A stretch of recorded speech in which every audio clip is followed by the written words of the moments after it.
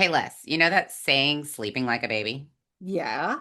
It should be sleeping like a Tamlin because that motherfucker sleeps through everything. Okay. Here we go. Listen, we spent an entire episode talking about how Feyre fell in love with Tamlin in book one. We sure did. We defended the Beauty and the Beast retelling. We understood the romance. We saw it all. Yeah, we fell in love with him. And We did. And then Sarah J. Maas said, actually, that's a toxic relationship. Here's the real love story. let me bring you this sexy dark man. I mean, she gaslit us. She gaslit us for a book, guys. And revealed the truth. And revealed the truth, but she made us fall for Tamlin and then said, psych, rooting Right? for the loser. And we gladly said, thank you. Can we have another? Yeah, okay. So this book rewired our brains and the way we thought about this world. Yes. A Court of Mist and Fury is a masterclass in subverting expectations. It's a masterclass in making us question every choice we have ever made. So let's dive in. The Let's talk first about chapter. that, shall we? Welcome to Pickle Party, where a menace gets a little naughty. Join the bride, it's book club time. Tropes and memes and feeling oh my. Dive in with us, guys. We're going through chapters 1 through 27 today of A Court in Obviously, if Mist you've and read the Fury. books, you know they're super long. And this We is, knew we were never going to be able to talk about this book in 1 hour, oh, hell especially with no. how bad we get sidetracked. It's also right before all the good shit happens. Like 1 through 27, it's She's like, changing everything. She's setting you up for mhm. everything for the next, like, hopefully several books, Yeah, but definitely sets you up for the way things roll for the next several storylines. exactly. So And we're here for it. the book opens, everything's wrong.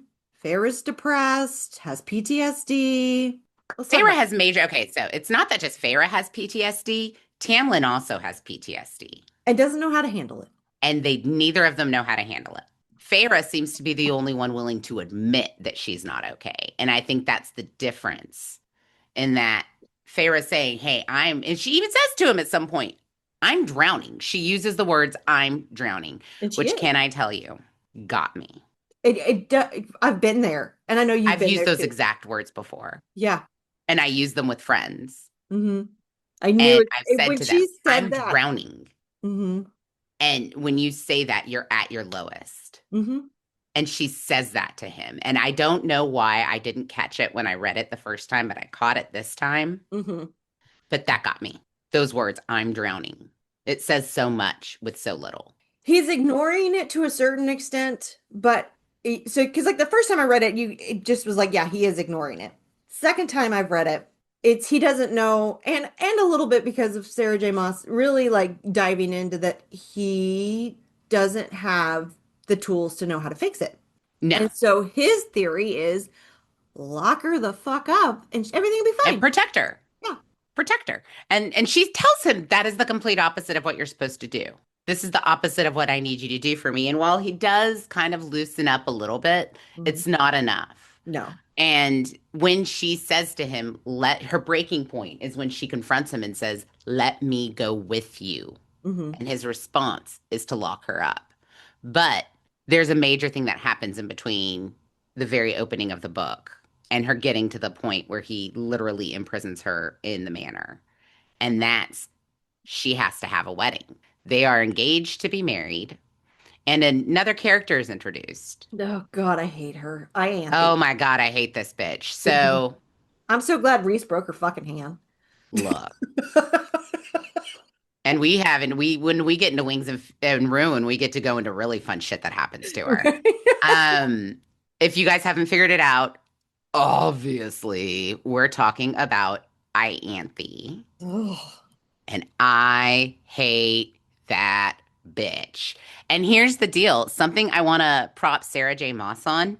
Almost every character you meet, especially female, and she's such a strong feminist, she gives you strong female characters. And yeah, Amarantha was awful, and we hated her. She was the Jen Aiden, if you will. Again, Bravo girls understand that. But I ain't the. It's just all of her in general. She has ulterior motives. And you She, get that immediately from her character, though. yeah, Like, yeah. And she, Immediately, I text you and I was like, this Ianthe chick, like, she's no good. And you were like, yes, she don't like her. yeah, But like you get that immediately. There's something immediately you immediately see the way she's manipulating Feyre and you don't like it.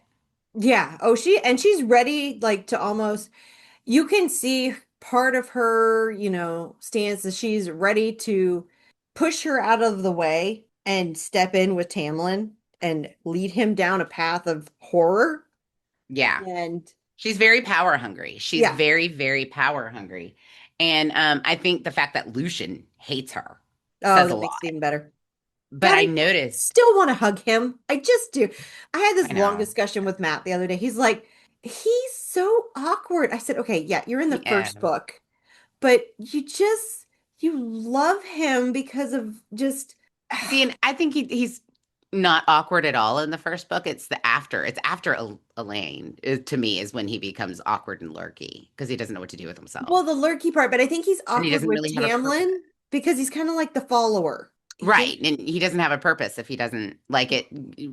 I don't even know if he ever officially joins the Night Court, so to no, speak. no. He doesn't really ever say, I'm part of the Night Court. He's kind of a wanderer with no home eventually, Mhm. but has a similar cause. And so instead of like and he feels alone. Like you can't help but feel bad for him. He's like I the know. lost wanderer. I want to He hug doesn't know where he fits. And he has a bond with somebody who's not into it. Like you can't help but feel bad for the guy. right? So there's Lucian trying his hardest to get through to Tamlin. Like, Tamlin, you're suffocating her. She's not okay. Like, Yeah. Lucian seems to be the only one understanding that she is not okay. He's the sensitive one. He is. He understands it. I think he's an empath at heart and he doesn't know what to do with that. Yeah. So she's getting ready to walk down the aisle. She has no, okay, so it's not that she doesn't have a say in this wedding, it's that she doesn't want a say in that wedding. And I think that is your first sign. That He and doesn't care. she's in an ugly ass dress. Oh, she hates her dress. And the minute she tells Ianthe, I don't like my dress, instead of being like, well, what do you want to wear? She was like, no, it's fine. You'll like it. And then she has to walk down the roses, which That's the most fucked up part. The yeah, one request Feyre makes about this wedding is no red. She says specifically to Ianthe, I don't care what color the flowers are, just not red. It was yeah. the one request she made. Red is a very triggering color for her because of what happened under the mountain Hmm. and the murders and everything. And she is absolutely triggered by that color. She is like a bull with the color red. And the first thing she sees when they open up the doors for her to walk down the aisle are red fucking rose petals Hmm. everywhere. Yep. And she Wait, is immediately triggered before walking down the aisle. Who wants to get married when you're literally having an anxiety attack? nobody. Nobody. And this is when she starts to absolutely panic and Help me, help me, help me, help me. help me, help me, help me. And because of that bond she has with Rhys and the magical tattoo that she has on her hand, she summons him. He Yeah, has kept away from her for months after making that bargain. He has been busy, you later find out. But he has kept away from her and he actually was kind of waiting for her to call him. right. And that was when she did and he showed up. She's mad about it at first, but then I think after a while she's like, "No, I needed you and you came." Yeah, And he doesn't make a move on her or anything. It's very business-like at first. it is. He's like a almost it's kind of funny the way they roll everybody out. It's almost like he's this mafia boss. Yeah. Like, let me take you under my wing and let me meet Yeah, some like let she meets his inner circle. Meet my family. This is my family. Yeah. She meets the inner circle consisting of Moore, his cousin, Hmm. the first person she meets. Then Yeah. she gets the joy of meeting Cassian and Az, who are his adopted brothers, really, for all Hmm. intents and purposes. Yes. And Amren, Hmm. who is an enigma unto herself. Nobody quite knows what Amren is. They don't quite know how to describe her. And on a side note, I have a theory that Amren and Fury Axtar could be the same being or from the same type of thing. Oh, I like. Fury Axtar, for those of you who are confused, is from a different Sarah J. Maas series, Crescent City. But the way she is described in that book and the way Amren is described in this book, very similar. Yes. Can't help but feel they're at least connected, related Mhm. somehow. Yeah. Although I do, the internet's ruined my image of Amren because all I see is Edna from The Incredibles. I love Edna. Edna is legit my favorite character in that movie. Next to Jack Jack. I love Edna. Yeah, so that's Amren for me in my head. Every time I read her, Edna that's Mode. what I'm thinking. Edna Mode. We love her in this house. Gunnar You've used to got, my call her. God, you've gotten fat. Yeah. Oh, yes, no filter. I love that woman. Yes, that is Ameren actually, for all intents and purposes. I think it's funny because I read it the first time. I'm listening to Audible. I'm right now like halfway through Mist and Fury again. The way the narrator reads Ameren, she sounds much sweeter than I was the same. I was kind of picturing her to be a little more Aubrey Plaza-ish in her deliveries, Oh yeah. Hmm. a little more dry in her deliveries, and she's a little more sweet sounding, She which can isn't be. bad. I don't hate it. It's just different than how I had pictured. Side note, if you guys also listen to the Call Her Daddy podcast, I'm not the only one that was calling the motherfucker Rhysand. And apparently Sarah J. Maas thinks you're idiots if you did. So She actually said it doesn't matter. She she did. accepted She either goes, way. she was just like, I'm just kidding. She was like, honestly, I'm open to all pronunciations of these names. But I also appreciate how she said Pharaoh was made up. And Hmm. I wonder how many people have literally named their child after this name, this made up name. I can't even. Can you imagine how many are probably like named after Akatar characters? Oh, I mean, I'm telling you, in like 10 to 15 years, high school classrooms are going to be full of Rhysand's, Feyre's, Lucian's, Cassians. Morgan's, Cassian's, Azriel's. We're going to get them all. I'm sure there's going to be an Amren or two in there. Hmm. They're going Yeah. to be everything. Tarquin. When you get a Tarquin, I think it'll be a little like, okay, calm down, Tiger. Back to the wedding. So she calls down this bond. She knows this isn't right. And how many women have thought that have ended in divorce? I didn't. I could personally say I never once wanted to turn and run, but I know people who have gotten divorced. Hmm. For me, it was a guy, my guy friend, who has been divorced and since remarried. But he said with his first wife, they did not last a year, and he knew he knew that it was a mistake going into it, but they were just so far in. It seemed like such a hassle to call it Yeah. off. And now in retrospect, I'm sure he's like, I should have just called it off. It would have been a lot cheaper because even though she cheated and that's what ended it, to get rid of her, just gave her everything she wanted. Like he was so over her. For him, he's like, yeah, I should have listened. It would have been cheaper to call off that wedding than it would have been to get the divorce. So she said as much when writing that scene, like that red flag. Literally, she had a red flag, red rose petals everywhere. Yeah. And to top it off, like prior to that, she'd already been having PTSD dreams Mhm. over and over again. She's throwing up, as we And said. Tamlin is sleeping through all of it. Hmm. Or he's getting physically sick. He's like, "Oh God, babe, move." Yeah, and then turning into a beast and sleeping at the foot of their bed for the night. I can't with him. I get like, ugh. So yeah, Hold her I hair know if back. I brush my teeth and accidentally gag myself, Ed's standing behind me rubbing my back. That's all Yeah. I'm saying. Like, come on, Tamlin. This is when we get probably one of the most epic lines in all of ACOTAR. Oh. I have it on the back of my computer as we speak. Mhm. There's a puff of black smoke in the middle of this wedding as Tamlin is reaching for her and she is literally backing away from him. And we see the most beautiful face. And he says the most beautiful words. Go for it.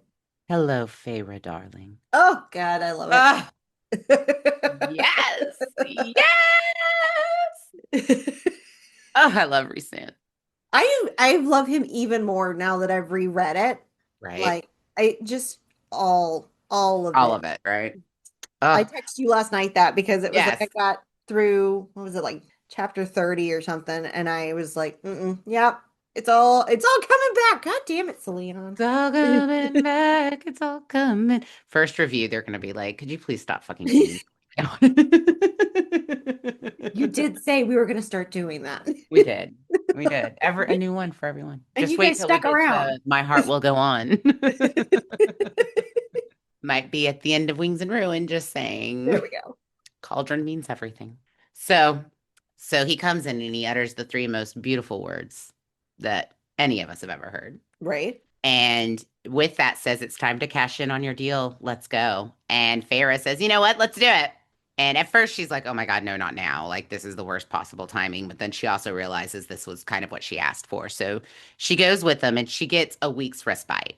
And she is worried about Tamlin and everything waiting back for her at Spring Court. But she also gets a break, kind of learns some things that Tamlin has been keeping from her.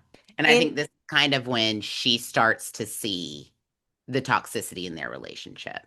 and the kindness that Reese shows her and trying to teach her to read and to write, Yes.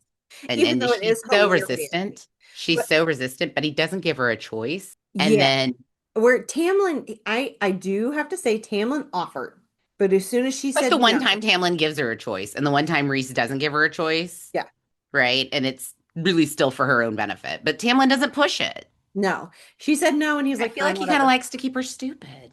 Not Maybe. stupid, because Feyre's not stupid, No, but she's ignorant not. because she can't read. Yeah, So she's ignorant to what's being put in front of her. She would just sign anything. She that I would can see. Teresa Judice, if you will. Another Bravo reference. So, and the fact that Rhysand makes her write things of like, Rhysand's Oh, beautiful. yeah. And the He's so things that he has are wonderful. right. That's when the small flirting comes in. He's so swag about Yeah. the way he courts her. And she doesn't even realize she's being courted. And the way it's through small little flirty things like making her repeat lines such as, Feyre, you look absolutely delicious Mhm. today. Yeah. Rhysand is the most beautiful man I've ever seen. Yeah. Rhysand is all powerful. Yeah. Rhysand is all knowing. Rhysand is my dream. Like, he has her repeating things that she would never say on her own and has her reading and things. And honestly, I think it helps her learn faster because she learns to write back her snarky little replies Mhm.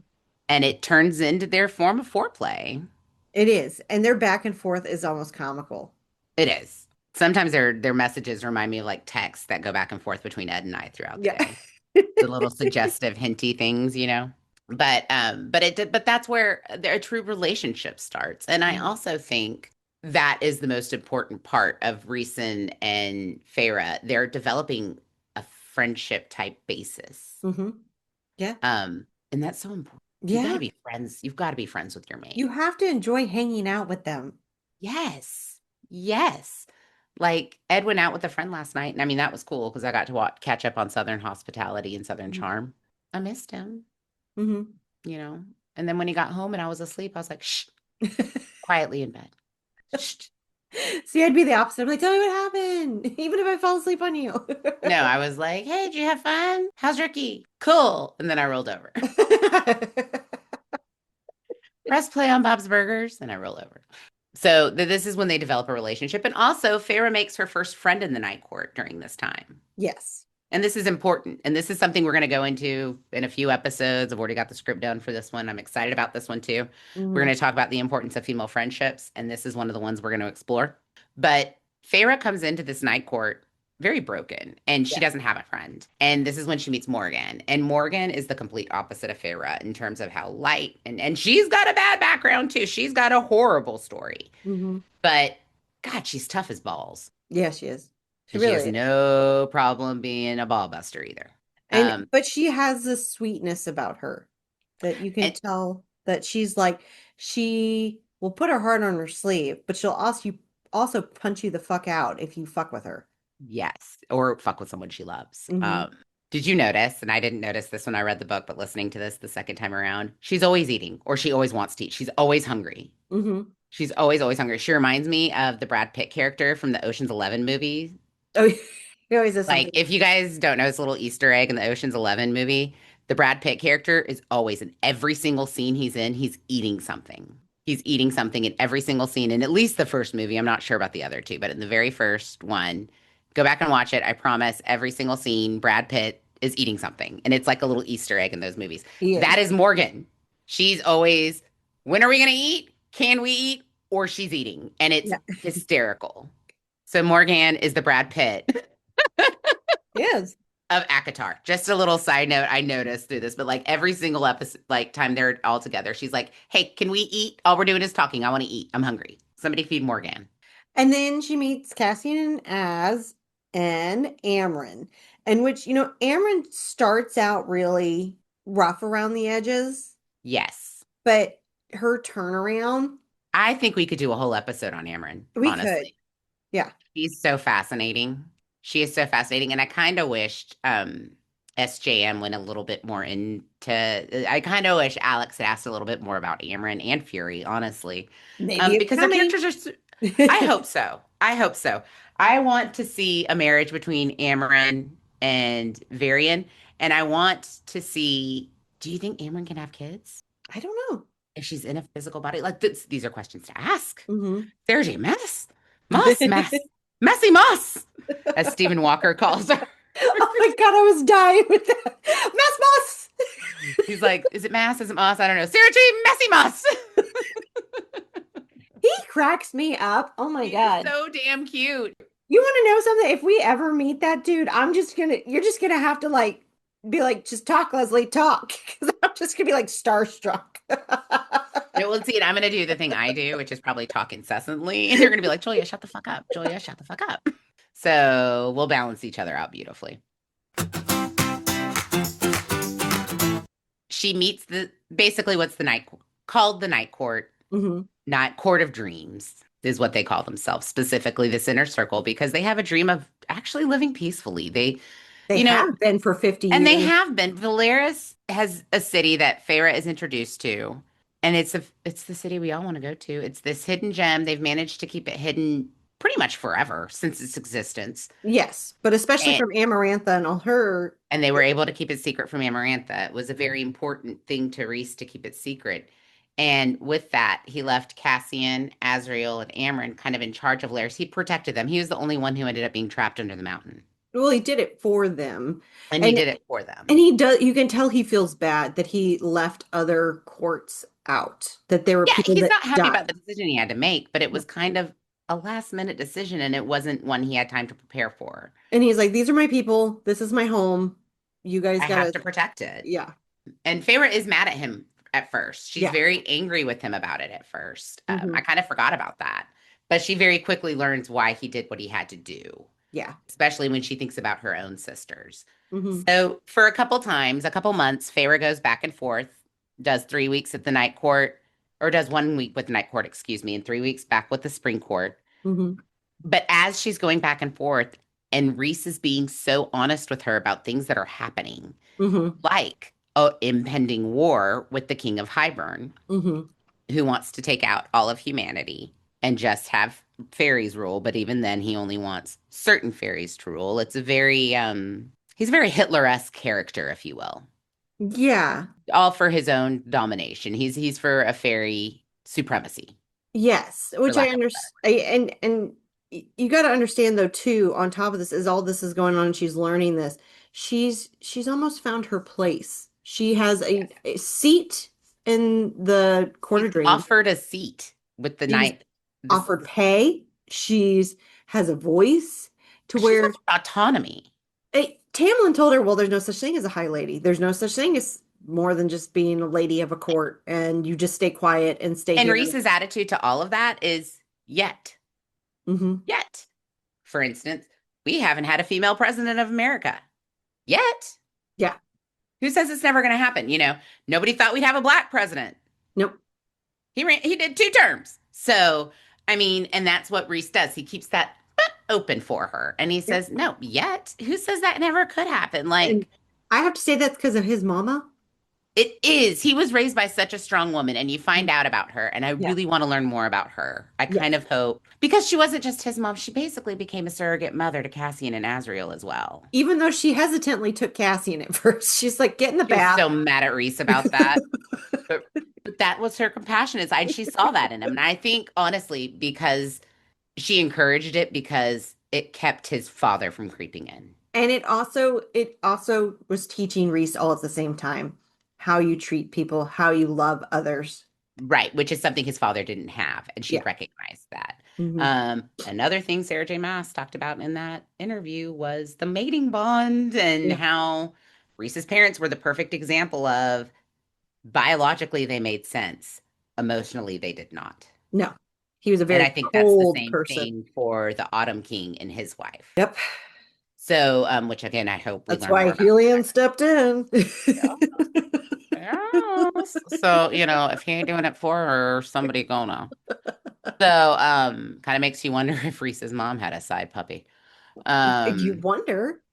right. Again, I would love to know more about her, and I kind of hope maybe because I do think you learn a little bit more about her when you learn more about Cass's story and how much she meant Hmm. to him and Yeah. how much respect and the love, the reluctant love she ended up having for Cassian and Azriel, and how I think in the end, by the time she died, she would probably tell people, "I have three sons," Oh yeah, kind of she would. thing.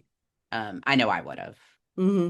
And I think that's another reason why Reese is so big on education because she Mhm. pushed it so much, and it wasn't a you can or you can't. She's like, no, we're going to do this. This is what you're going to Yeah. learn. You're going to be really smart. You're And going to if be you're going to live busy here, during the you're going to day, learn. And she and did you're it with going to all of learn. them. Yep. And she did it Yep. with all of them. She made Cassian learn. She made them all learn. And so you learn these things. After Feyre has a couple visits, Tamlin finally does the worst of the worst, and Mhm. he imprisons her. Something big happens, and this is as she's telling him, "You've got to let me be a part. You've got to let me do my part. There is more that you're not telling me, and I don't like being kept a secret." Yeah. Meanwhile, guys, keep in mind she's also developing powers that she doesn't know what to do with, and she needs to learn how to control, and Tamlin's refusing to show her how to use them. Yeah. She'd probably Imagine how learn. dangerous she could be. Yeah, because she could shapeshift probably like that, She can and he won't shapeshift. teach She can her. make fire fly from her hands. She Yeah. can make water fly from her hands. She can freeze things. She has an ability from all these quartz. She could fuck somebody's mind up. She could literally rip their mind apart. Yeah. She doesn't know how to control any of it. And Reese, of course, sees this. And he doesn't see it as, oh, this is a benefit to me. He sees this as, you need to be able to protect yourself. Because someone's going to mess with you and use you And for it a kills me. weapon. Ugh. And I don't know if this drives you crazy. Everybody keeps saying, well, you stole these powers. No, they were given. She did not go into these people's bodies and take their souls to be, she was dead. Yep. And they each offered it up. It was a gift offered up. It was not stolen. So why any high fae that saved her life would think you stole this from me is beyond me. No, because you willingly gave it to her. She You was willingly dead. gave it to her. She You couldn't knew what talk. you were doing. You gave her a piece of your fucking soul. What did you expect to happen? And you still seem to have plenty of power. So I just do it the Ross. I don't. You're up here. I need to You're bring you here. I down. need you here. Yeah, that major, major. So that always makes me mad. Anytime they say they stole you, no, you didn't steal shit, Feyre. I get so mad. She was dead. Tell us how you really feel, Jules. I get so mad about that. It's like driving me crazy. Tamlin hears that there is a ruckus on like the west coast of his court. She's not even fully sure how far his court goes. She's No. barely allowed to leave the grounds. She doesn't know anything about what's supposed to ultimately be her land. Right. And she says to him and Lucian, please let me go with you. I can help. I can do something. I'll be fine. Please let me go. Yep. And instead of listening, and Lucian's even like, let her go, Tamlin. Yeah. What's it going to Go. hurt? What's it going to hurt? He could have changed everything if he'd have said, all right, saddle up a horse. Hmm. He could have saved everything. Does it make you wonder if he was already planning what happens at the end of the book, though, and that's why he didn't take her? No, I didn't think that. I still don't really. I think when he got the letter from her after she leaves, That's when he did it. Yeah. he goes to the sisters. I think at that point, he is not just trying to protect her from the outside world. Part of me wonders if he's not trying to get Reese to come in and take her. Because you find out Reese sends Morgan to come get her. Yeah. So she gets locked into this house, guys. She physically has this invisible wall and she cannot leave the house. And Hmm. she is screaming. She is terrified and she is sent completely back into the mountain. Yeah. The one thing you could do to this poor girl right now, other than throw the color red at her, is trap her. Yeah. And she is beginning to feel like a caged animal. Hmm.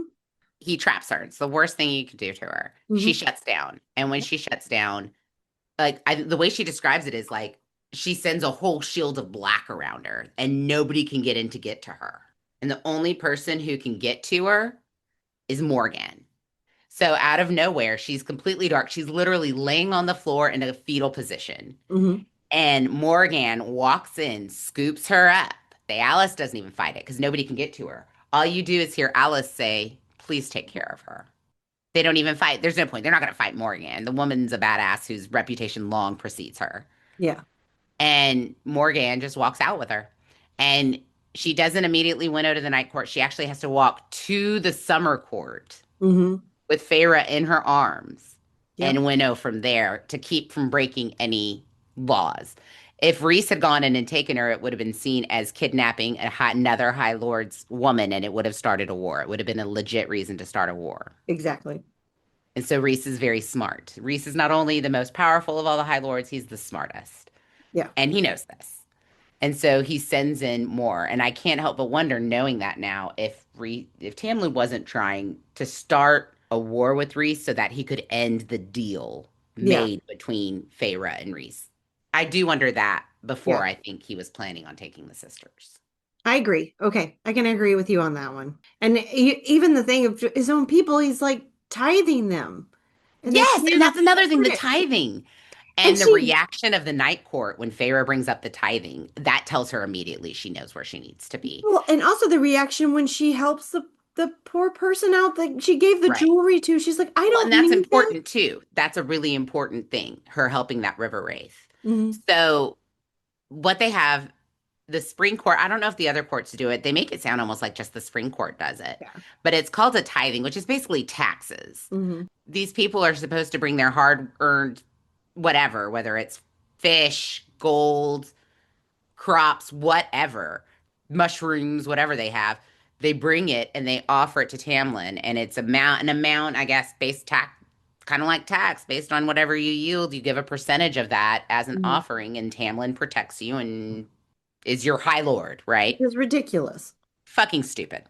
Feyre immediately sees that and hates that and is against it from the beginning, especially because the people who can't pay because of the hard times they were just put under because of Mhm. Amarantha, which a lot of them are still recouping from, aren't given any leniency. They're basically told, okay, you have 3 days to give us what you owe, and if you can't, then at the next tithing, basically next quarter, you owe us double as much. And if you don't pay, then you're going to be sad. It's going to be bad. So I kind of figured that he's just going to throw him in prison or something. I figured a prison, yeah. It's just so fucked up. And there's one river wraith who goes to him, and the river wraiths are considered very lazy. They have a very big appetite, and it's not something they can control, but people see them as lazy instead. And so when she tells Tamlin, please, my lord, we have no food, fish. We're starving. Like, there's nothing to Hmm. give you. He does okay, you have 3 days. And Feyre begs for her. She's like, they don't have anything. What do you expect her to do? You're basically sentencing them to, death or prison. PTSD again, because she's been there, done that. She's been there from her mortal life. Like, she still has not forgotten the feeling of starving, guys. No. Don't forget when we met her at the beginning of the book, she was near death's door just based on starvation. Yep, that's why she killed the wolf. And it's why she killed the wolf, which started everything. She is faced with this triggering moment of Hmm. not seeing, and don't forget too, the way her family was banned Hmm. and shamed after they lost their money. Yeah. And she's seeing kind of the same attitude Yeah. towards these people. And so she literally walks out, follows the river wraith, and gives her the jewelry off her body and says, take it back to him, pay him. And the river wraith is kind of shocked, and the people in the line are shocked. She's getting looked down on by the court guards and stuff. Tamlin yells at her later for it. She Hmm. doesn't regret it, and she's not sorry. And now the river wraith leaves her with a "we owe you." Yeah. So put a pin in that, because that is very important later on, and it basically saves her life later. So that's just another part. One thing that did not die with her was her kindness and compassion. No. Amarantha could never take that from her. And No. that's who she is at her core. So, and Reese sees this and Hmm. he nurtures it. And I think lets it's her what he in. loves about her. I think it reminds him of his mother. Because one Yep. thing he always says about his mother is how compassionate and loving she was. She was hard as nails, Hmm. but she did what, obviously, the way she took in Cassian and Azriel. Yeah. And I think he sees that same kind of compassion in Feyre immediately. So and that's, I think, an important basis for their relationship. And another reason why you love him so much. I mean, they're perfect for each other. They are. Tamlin handles this really well, guys. Wonderfully. He handles it beautifully. So Feyre Like a disappears. She goes to 4-year-old the with a night court. tantrum. Look, Feyre takes off for the night court. Basically, Morgan, and she's made the offer. Rhys says, "Stay here forever." He says the Notting Hill, how long can I stay forever? He basically says that to her, stay as Mhm. long as you like, stay forever. And this is when he makes the offer to her, be on my night court. We've got a war coming and we need you. And she's offered this autonomy, Mhm. this chance to have her own living, this chance to be her own person that she's never had ever. No, she has to prove herself, She but does. And well, with it becomes training, reading, writing, not just reading and writing, but he teaches her how to hone her gifts, her skills mhm. for her safety on And top of it. Cass is teaching her how to fight. Cassian's teaching her how to fight. Cassian is hands down the best fighter. He's Mhm. teaching her how to fight. Azriel really is just a sense of comfort for her. There's something about Az that automatically just calms you. Well, and you find out too that Az has the ability to calm emotions.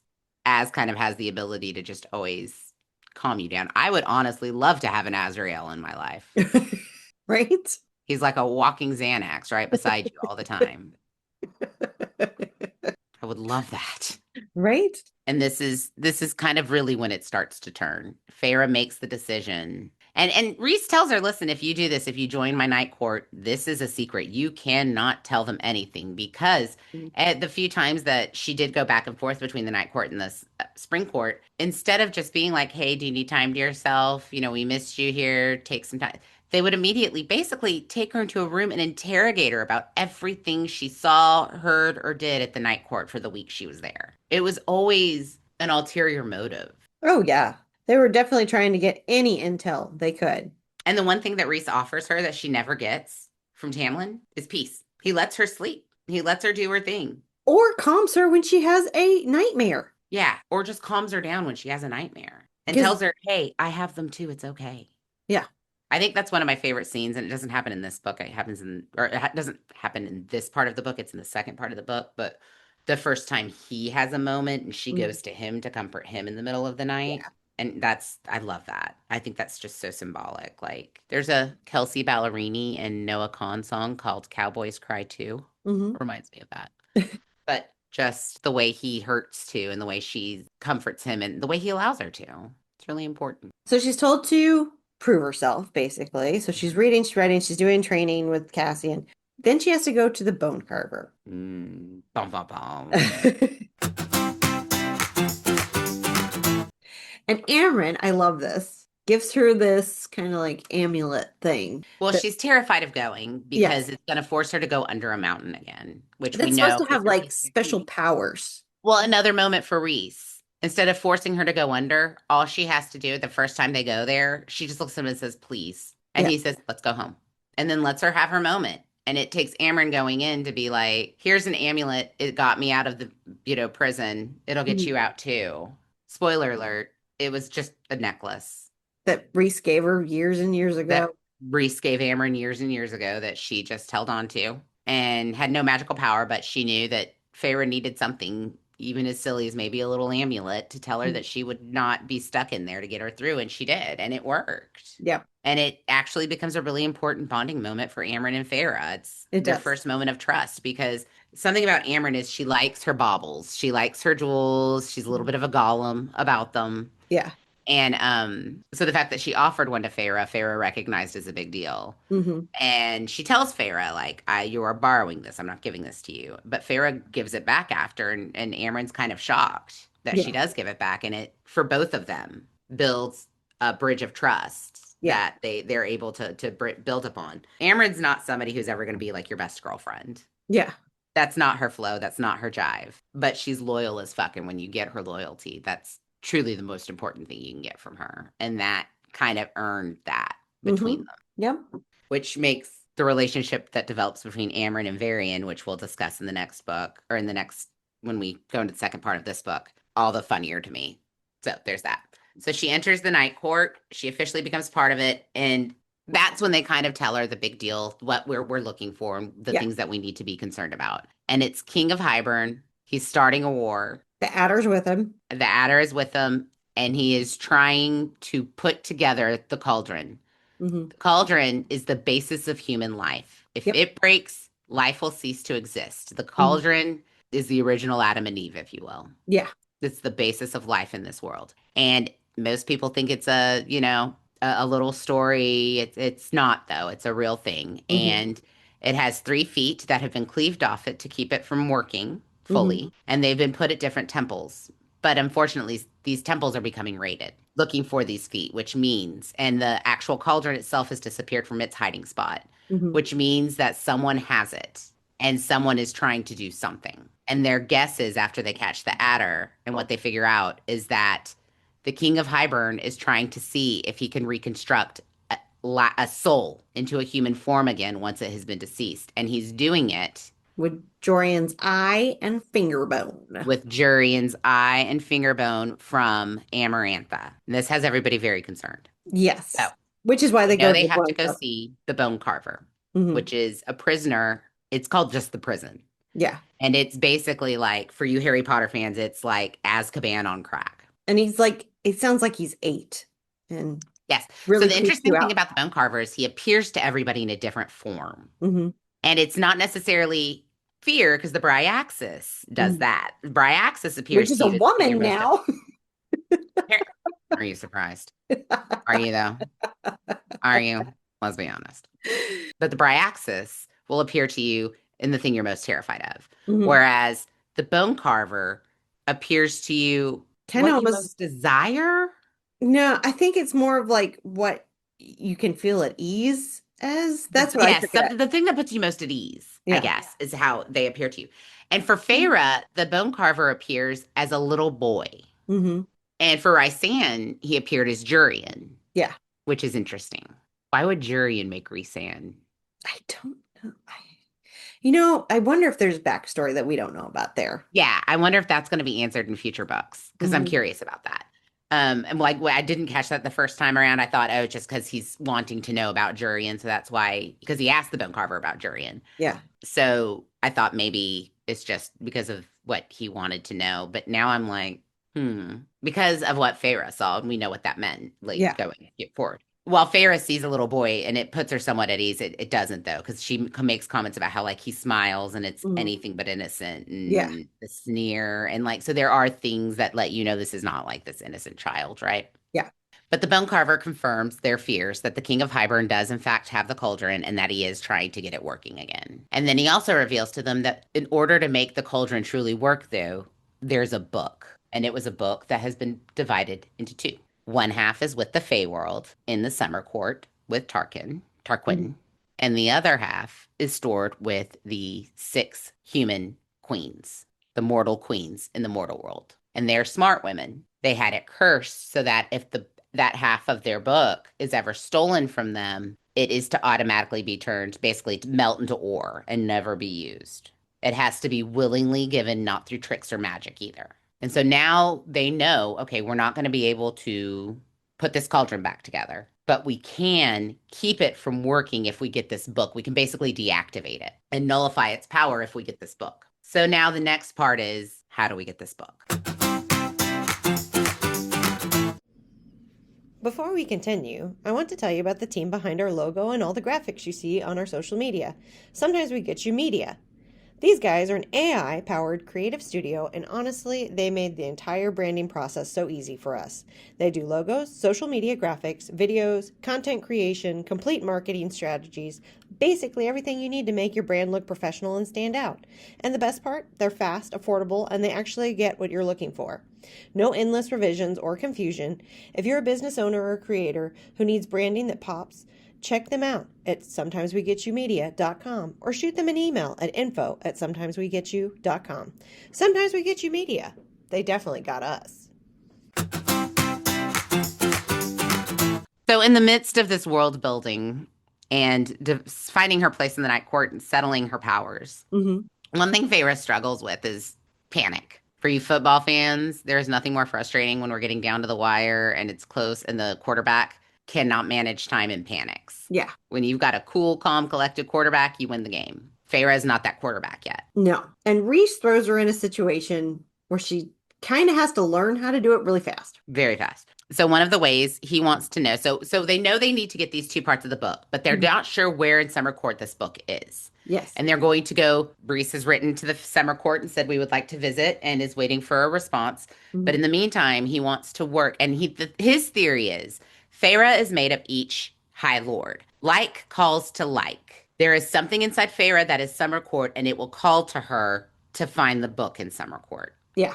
That is their working theory. But Rhys wants to test this, and since she is made of part of Rhys's soul, he has a missing item, and it's at a place called the Weaver, This, the Weaver's Cottage. she's like the witch from Hansel and Gretel. Yes, she really kind of is. She She is weaves called the Weaver. skin and fat and hair all So together and she's these a quilts. butterface. Well, she's a butterface. Like Yeah. her hair is amazing, her Mhm. body's ticking, and then you get to the face and it's all sallow and gray and like, Stomps for teeth yeah, and she has knobs for teeth and black holes for eyes. yeah. He But Rhys tells basically, Feyre, he doesn't tell her what he's looking for, but he says she has something of mine. yeah. It was something that my mom had given to me as a child. She took away when I got older and gave to the Weaver so that I wouldn't waste it. In retrospect, knowing what it is and when we get to what it is and the Yeah. importance of it, I had thoughts about that and what Mama was thinking. She's like, I ain't giving him to no hoe.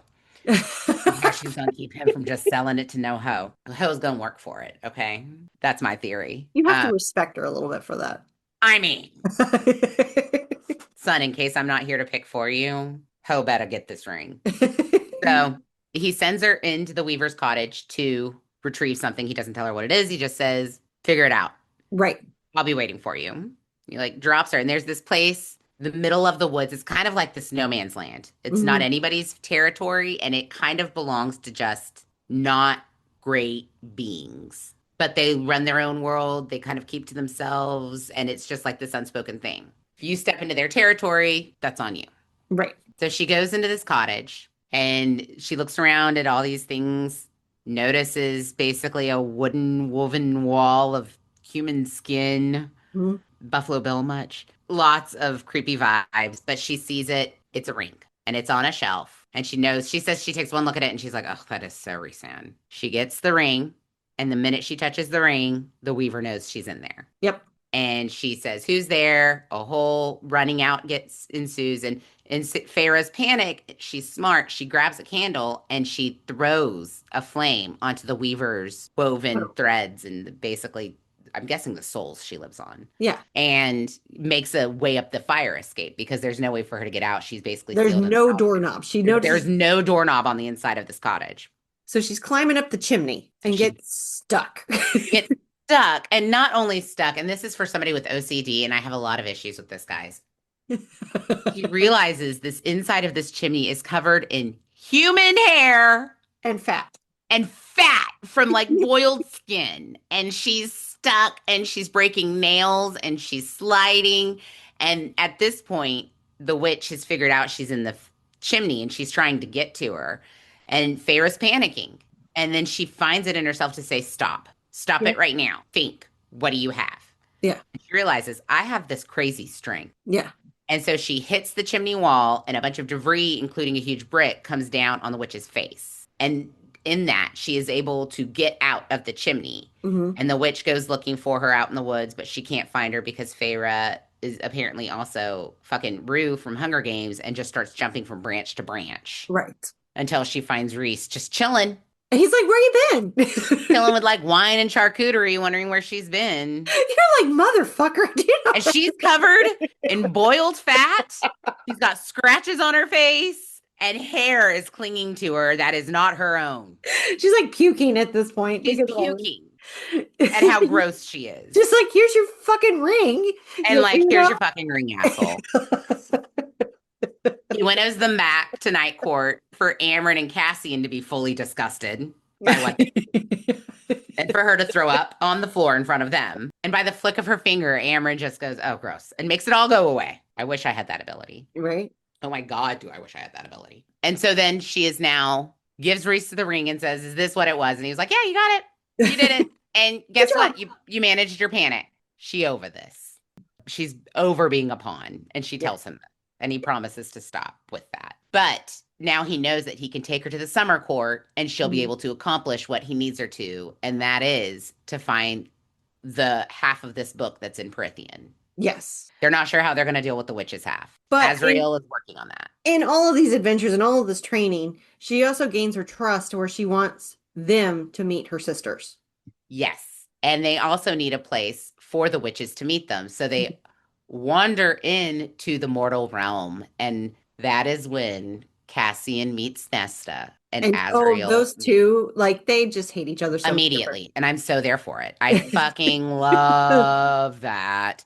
But yeah, immediately Cassian hates her because he thinks that she let her sister starve. Or Yeah. basically let her sister be their slave, which she kind Hmm. of did. Elaine, of course, does what she can to iron everything out. But they understand and agree that if they don't help, that they could very well be the victims in a huge war that's coming. And so they agree to let the house be a meeting place Hmm. for the witches, the witches, my bad, the queens. Hmm. They kind of are witches, just with Kinda. the If you put a bitches, curse on the bitches. Let's just call them bitches. it. The bitches to come meet with the High Lords to figure out what they're going to do about this battle. So that's kind of where it leaves you. They go and they visit. Things are a little strained, Yeah. but Nesta's the really pissy. Elaine's about to get married off to someone Elaine's that she about to really marry into isn't not a great excited. family. No, but she's doing it because she knows it's going to do good for their family. Well, no, but she likes him too. She really cares about him, and he really cares about her. Yeah, but it's not a good family. They're not a good family. No, the father, even Nesta says she doesn't mind the son. He truly loves Elaine, but it's the father who has basically built what looks like a prison. And she's like, well, he'll die eventually. It's like, yeah, but you're going to have your sister be tortured being there? Yeah. So that's kind of where we're going to leave you guys. I know that seems kind of, Bum, bum, especially since bum. we're not immediately in the next episode going into the second half of the book. We're going to take a break and do something else. Don't worry, we are going to cover it. We're going to cover the second half of the book, guys. But just to keep you on your toes, we are changing it up a little. So let us know what you think with the first half of Mist and Fury. And Did we tell hit us your thoughts. Yeah, did we hit all the stuff you wanted us to talk about? DM us at Pickle Party Pod. Do you think that Sarah J. Maas really hit something on the head in terms of abusive relationships? Because people have approached her and thanked her for helping them get out of relationships when they saw what was going on with Feyre and Tamlin and how that reflected in their relationships. Yeah. Did it help you through a bad relationship? Did you understand Feyre's feelings when she said, I'm drowning? Have you been there? Because, girl, I know I have.